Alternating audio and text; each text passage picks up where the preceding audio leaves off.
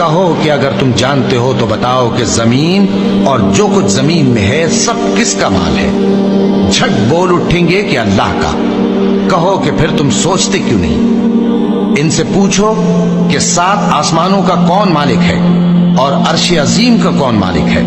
بے ساختہ کہہ دیں گے کہ یہ چیزیں اللہ ہی کی ہیں۔ کہو کہ پھر تم ڈرتے کیوں نہیں؟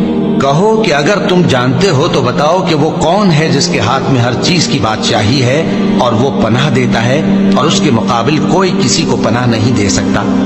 فوراً کہہ دیں گے کہ ایسی بادشاہی تو اللہ ہی کی ہے۔ کہو کہ پھر تم پر جادو کہاں سے پڑ جاتا ہے؟ بات یہ ہے کہ ہم نے ان کے پاس حق پہنچا دیا ہے اور یہ جو بت پرستی کیے جاتے ہیں بے شک جھوٹے ہیں۔